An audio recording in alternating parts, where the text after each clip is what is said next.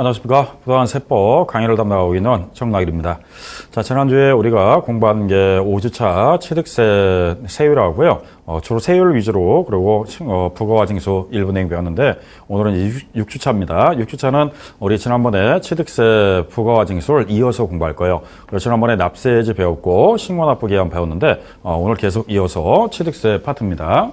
자, 우리 취득세 신고납부에 보면 처음에 취득이라는 법률 행위를 하면은 취득세 납세 의무가 성립되고요. 취득한 날로부터 며칠 안에 60일 이내에 자진해서 신고하고 납부하는 주세입니다. 그래서 취득세는 60일 안에 신고 납부하라 이렇게 나와 있죠. 다만 예외가 하나 있었습니다. 우리 상속을 받았을 때는 상속 개시일에 속하는 달이 말일부터 6개월 이내 신고 납부하되 외구에 주소를 둔 상속인은 9개월 이내 이렇게 나와 있고요. 자, 그러면 취득일로부터 60일 이내 신고 납부하라 이게 원칙이에요. 자, 그리고 만약에 신고 납부할 때 보통 우리가 등기를 원하면은 등기 등록하기 전까지 신고 납부하라고 그래요. 그러면 본인이 등기를 나중에 원하면 60일 이내 신고 납부하면 되는데 본인이 빨리 등기를 원할수록 빨리 세금 신고 납부해야 되기 때문에 이때는 등기하기 전까지 신고 납부하라 이렇게 나와 있습니다. 자, 이게 첫 번째는 우리 취득세 신고 납부다 이렇게 나와 있고요.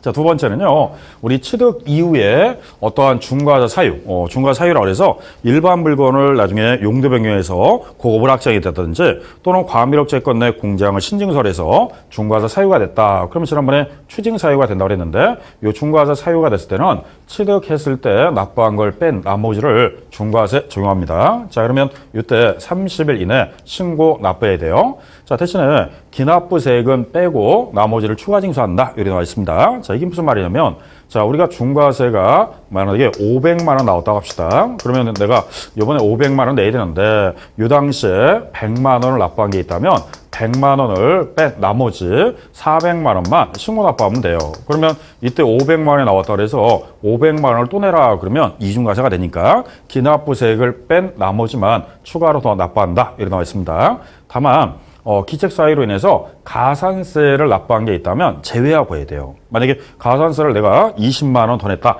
그럼 실제는 120만 원 냈어도요. 120만 원을 빼주는 게 아니라 가산세를 제외한 순수한 납부 금액만 빼줘야 되기 때문에 전에 가산세 포함해서 틀린 적이 있어요. 가산세는 제외하고 여기서 전체 납부세액에서 기납부세액을 뺀 나머지 차감 납부세액만 낸다. 이렇게 나와 있습니다. 대신 기납부세액은 가산세는 제외합니다.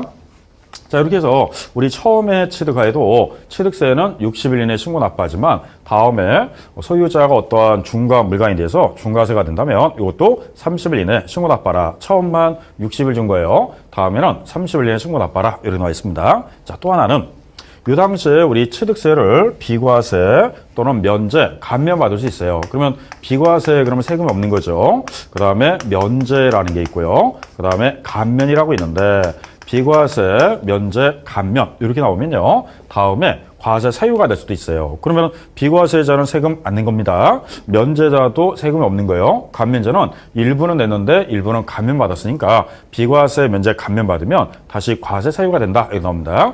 자, 과세 사유가 되게 되면은 사유 발생일로부터 30일 이내 신고 납부해야 돼요. 그래서 취득세는 처음 취득에도 신고 납부고요. 비과세자가 나중에 과세자가 됐다든지 중과세가 일반 과세자가 중과세가 되더라도 다 세금을 신고 납부해야 돼요. 그래서 취득세의 특징은 처음부터 끝까지 다 신고 납부다 이렇게 나와 있습니다.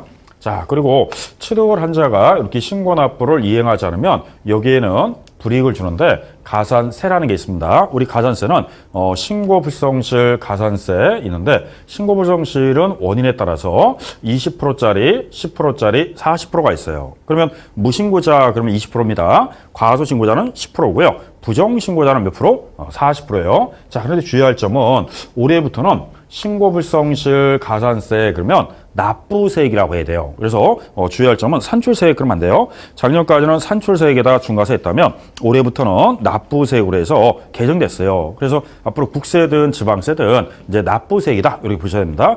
저는 우리 조세 총론에서 한번 언급했는데 2016년부터 개정된 거는 이제 산출세액이 아니라 납부세액이다. 이게 납부세액이 납세자는 더 유리하다고 그랬습니다.